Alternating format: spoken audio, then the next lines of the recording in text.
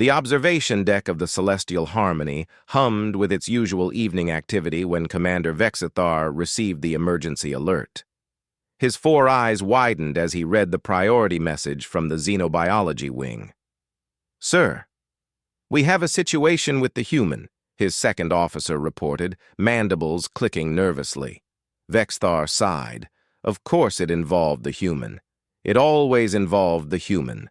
Donna Martinez had been aboard the multi-species research vessel for 3 months now, serving as humanity's cultural liaison. At 28 years old, she possessed an unfortunate combination of fearlessness and what the crew had learned to call that human thing, an inexplicable desire to befriend anything with a pulse, regardless of whether it had teeth designed to rend flesh from bone. The current crisis centered around the Carvathi cubs. The Carvathi were apex predators from a death world that made Earth look like a vacation resort. Adults stood 3 meters tall, possessed retractable claws that could slice through hull plating, and had been the dominant species on their planet for 6 million years. Their young were kept in strict isolation until they reached maturity and learned proper control. Until Donna arrived. "I still don't understand how this happened," Vexthar muttered as he strode toward the Xenobiology wing, his officer scuttling beside him. "The human requested to study their social development," the officer explained. Dr. Kreshenal approved it, believing the cubs would see her as prey and maintain appropriate distance. And they imprinted on her within 48 hours. Joshua Kim, the ship's human engineer, was already at the scene when Vexthar arrived. The young man stood outside the reinforced observation window, arms crossed, trying very hard not to laugh. "Kim," Vexthar acknowledged. "Explain." Joshua gestured through the window. "Well, sir, about 3 weeks ago, Donna taught the cubs about human bedtime rituals. You know, to help with their socialization studies." Inside the habitat, Donna sat cross-legged on the floor, surrounded by 6 Carvathi cubs, each roughly the size of an earth lion. She was reading from a datapad, her voice carrying through the intercom. "And the little creature curled up in its den, safe and warm, and fell fast asleep," she read in a gentle tone. "She reads them bedtime stories?" Vexthar asked, incredulous. "Every night," Joshua confirmed. "Started with Earth fairy tales, but she's been incorporating stories from different species cultures. The cubs love it." One of the cubs, the smallest, whom Donna had nicknamed Patches due to his distinctive markings, yawned, revealing rows of razor-sharp teeth. He padded over to Donna and flopped across her lap with all the grace of a small avalanche. "But that's not the problem," Joshua continued, his lips twitching. As if on cue, a second cub approached Donna from behind and carefully draped itself over her shoulders. Then a third positioned itself across her legs. A fourth pressed against her side. "Oh no," Vexthar whispered as understanding dawned. Within 2 minutes, all 6 cubs had arranged themselves in a carefully orchestrated pile on top of and around Donna, leaving only her head visible. She continued reading, completely unbothered, occasionally reaching out to scratch behind an ear or pat a flank. "They're tucking her in," Joshua explained, no longer able to suppress his grin.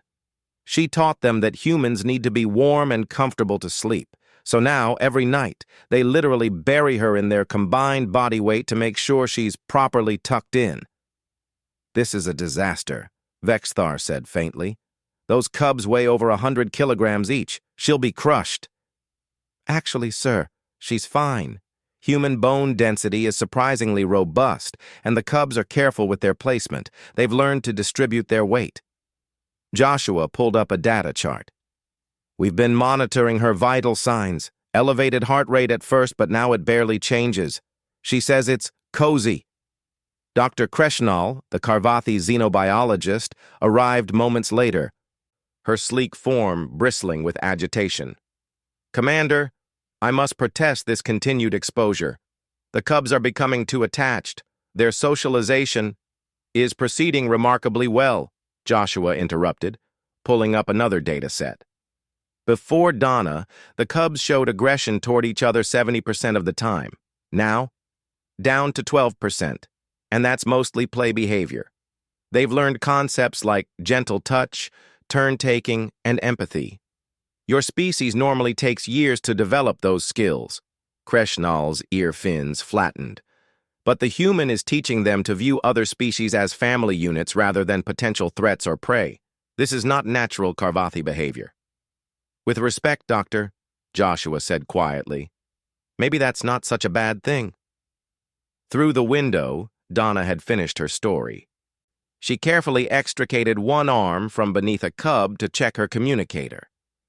All right, my darlings, she said softly. Human bedtime. You know the drill. The cubs began to shift, carefully extracting themselves from the pile with practiced precision. Each one approached Donna in turn, pressing their broad foreheads against her hands, the Karvathi gesture of affection and trust. She touched each one gently, murmuring good night. Then Patches, always the last, made a soft chirping sound. I know, baby, Donna cooed, scratching under his chin. I'll see you in the morning. Sweet dreams. The cub chirped again, more insistently, then did something that made Vexthar's blood run cold.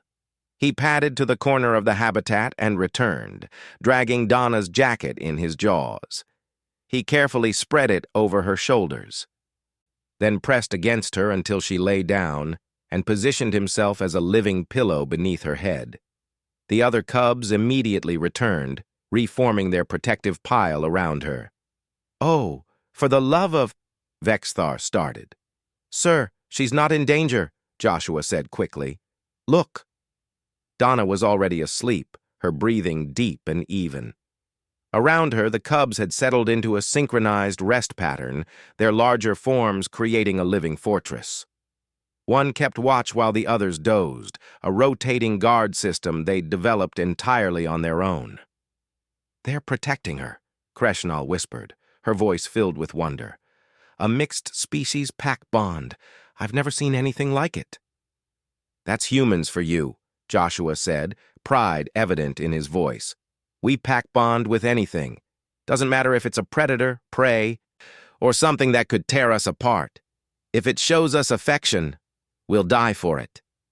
Vexthar watched the peaceful scene, his multiple hearts performing an uncomfortable rhythm. This changes everything we know about Karvathi social development. Yes, Kreshanal agreed, her tone thoughtful. And perhaps everything we know about humans as well. They don't just survive among predators, Commander. They teach predators to be family. 3 hours later, when the beta shift came on duty, they found Commander Vexithar still at the observation window, watching the humans sleep under her pile of apex predators. He was writing a report to the Galactic Council, recommending humans for first contact protocols with aggressive species. After all, any species that could turn the galaxy's most feared predators into oversized, protective blankets was exactly the kind of crazy the universe needed. Human crazy, the best kind.